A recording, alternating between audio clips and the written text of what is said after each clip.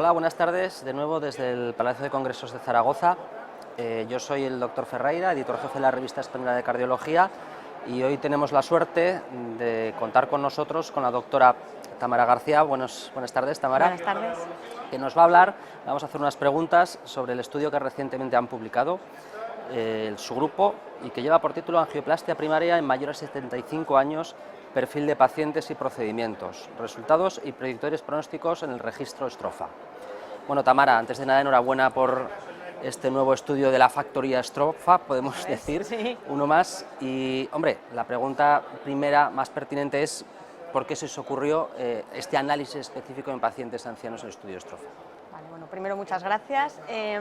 Segundo, bueno, pues yo creo que todos sabemos que la sociedad occidental está envejeciendo y sabemos que en España, de hecho, es uno de los países con una esperanza de vida cada vez más alta, ¿no? Sí, sí. Y en nuestros hospitales y en nuestra práctica diaria cada vez nos llegan pacientes con infartos cada vez más añosos, sobre los que nos planteamos intervencionismos que quizá hace décadas no se hacían, ¿no? Por otro lado, también sabemos que cuando se realizan ensayos clínicos y determinados estudios, la gente evita a las personas de determinada, o sea, de edad avanzada, sí. Por lo que todo lo que sabemos de este subgrupo, pues bueno, está, digamos, está cogido un poco de forma marginal, algún registro que sí que se ha hecho en España o en Francia, pero bueno, quizá no tenemos suficientes datos para saber cómo se comporta esta cohorte de edad, ¿no? Entonces, con esa idea, pues surgió, digamos, este estudio que quería recabar un poco de información sobre el perfil clínico de estos pacientes, cómo se presentaban, cómo los tratábamos y luego qué pasaba con ellos, ¿no? Y además intentar ver si podíamos identificar algún tipo de predictor que nos ayudara a saber quiénes van mejor y quiénes van peor, tanto en cuanto a sus características clínicas, no solo sobre sus características clínicas, sino también sobre la forma de tratarles nosotros. Sin duda todo un reto y además un estudio que hacía falta en nuestro entorno por todo lo que has dicho. Si tuvieras que resumir cuáles son los hallazgos fundamentales, un lector que no tiene tiempo para leerse el artículo, ¿qué le dirías? Explícanos. Bueno, pues yo creo que hay cosas interesantes en todos los aspectos, ¿no? En cuanto a las características clínicas de los pacientes, a mí me ha llamado la atención la representación de la mujer. Hasta un 40% de los pacientes son mujeres, que yo creo que es un porcentaje bastante más elevado que el que estamos acostumbrados nosotros a ver. Otra cosa llamativa es que prácticamente la mitad de ellos tienen fallo renal, insuficiencia renal, entendida como creatinina o aclaramiento menor de 60. Más cosas, también un tercio de ellos más o menos tardan mucho en llegar, tardan más de 6 horas en ser atendidos. También, pese a que es una población que quizá pensamos que si vienen muy malitos no los tratamos, hasta un 10% de ellos también hemos tratado con shock cardiogénico. Y otra cosa también llamativa en cuanto a las características clínicas es que más de la mitad de ellos son enfermos multivaso, ¿no? Que son quizá en pacientes más jóvenes, no lo vemos tan a menudo. Eso en cuanto a características clínicas. ¿Y qué impacto tú crees que tiene? Es decir, ¿qué es lo que habéis aprendido sobre todo respecto al proceso asistencial en estos pacientes? Bueno, pues mira, en cuanto a lo que se hace en la sala de hemodinámica, porque esto han sido solo pacientes que se han sometido a angioplastia primaria, se usa la radial en la mitad de ellos. Curiosamente, a mí me ha sorprendido, la bivalirudina está muy poco representada, solo un 10% de los casos hemos usado bivalirudina. Se ha tratado, o digamos que, como bien te he dicho, había muchos pacientes que eran multivasos, ¿no? Un 30% se han ido a casa con revascularización incompleta. Y luego de los que se han tratado en la fase hospitalaria, la mitad se hizo en la fase aguda, ¿sí? La otra mitad de forma diferida, y luego veremos que eso ha tenido impacto luego en el pronóstico.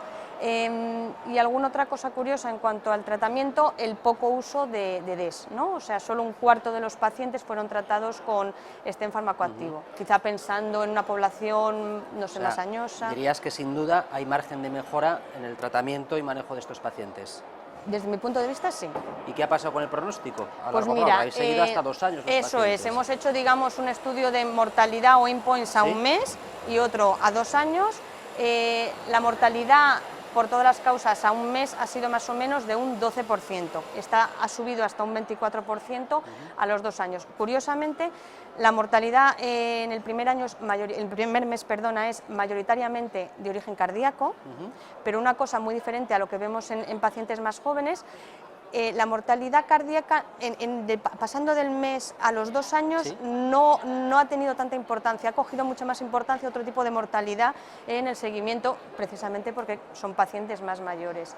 ¿Qué más cosas te puedo decir en cuanto al pronóstico? ¿Quiénes han ido peor? ¿No? Pues han ido peor los pacientes que tenían insuficiencia renal, han ido peor, lógicamente, los pacientes que llegaban en shock cardiogénico, han ido peor los pacientes con infarto anterior, con disfunción ventricular, y luego también hemos mirado, te diré, digamos que predictores independientes, hemos mirado un endpoint combinado de muerte, revascularización e infarto, y como potentes predictores están la insuficiencia renal y protectores salen, que yo creo que tiene sentido, el acceso radial, ¿Sí?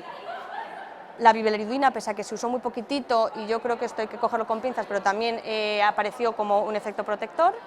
El uso de DES, pese a que usamos muy poco, el usar DES fue un efecto protector del endpoint combinado, y que los pacientes fueran revascularizados de forma completa, y esto yo creo que también es importante, fue un efecto, un predictor independiente de buen, digamos protector. Se asoció a buen pronóstico. Eso es.